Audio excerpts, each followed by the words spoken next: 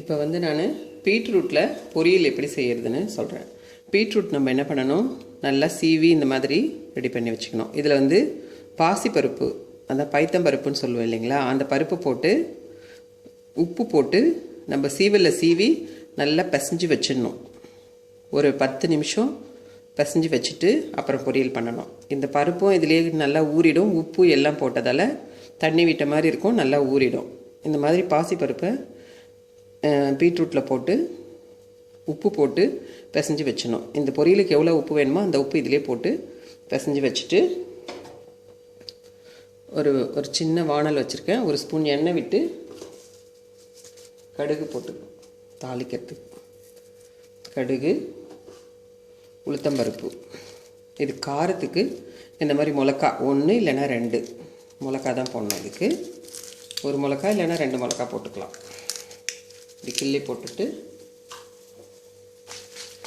இது நல்லா வறுபட்டதும் வெங்காயம் போட்டுக்கணும். சின்ன வெங்காயம் தான் கட் பண்ணி வச்சுருக்கேன். கொஞ்சமாக கருவேப்பிலையும் வெங்காயமும் போட்டு வதக்கிடணும். வறுபட்டுடுச்சு.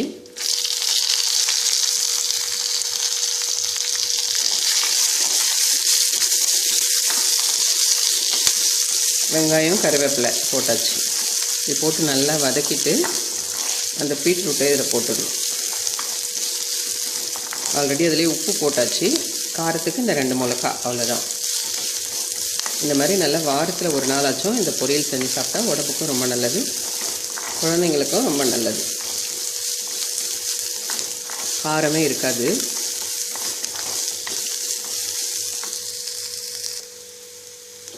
வெங்காயம் வறுபட்டுடுச்சு.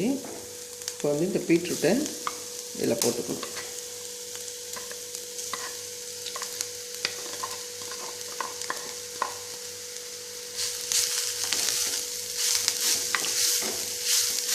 நல்லா வதக்கிட்டு கொஞ்சமாக தண்ணி விட்டுக்கலாம்.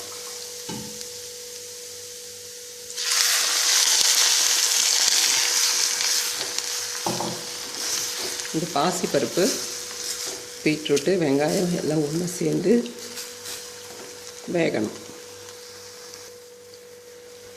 இந்த பாசிப்பருப்பு வந்து நல்லா ஊறிடுச்சு. நம்ம ஆல்ரெடி ஒரு 10 நிமிஷம் முன்னாடியாகவே அந்த மாதிரி நனைச்சி வச்சுட்டோம் இல்லைங்களா.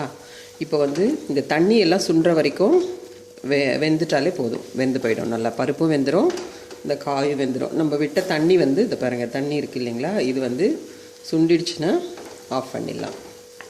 இந்த பாசிப்பருப்பு வந்து அப்படி நல்லா ரொம்பவும் வெந்திருக்காது, திட்டமாக சாப்பிட்ற திட்டத்துக்கு இந்த மாதிரி பருப்பாகவே தெரியும். நல்லாயிருக்கும், சாப்பிட்றதுக்கும் ரொம்ப டேஸ்ட்டாக இருக்கும். இன்னும் ஒரு 2 நிமிஷத்தில் ரெடி ஆகிடும். பாருங்கள், வெந்துடுச்சு. பீட்ரூட் பொரியல் ரெடி ஆகிடுச்சு பாருங்கள். இது வந்து தயிர் சாதத்தோடு தொட்டு சாப்பிட்டா ரொம்ப நல்லாயிருக்கும். குழந்தைங்களுக்கு சாதத்தில் கூட பிசைஞ்சு ஊட்டலாம். இதுவும் ரொம்ப நல்லாயிருக்கும். நீங்களும் இதே மாதிரி ட்ரை பண்ணுங்கள்.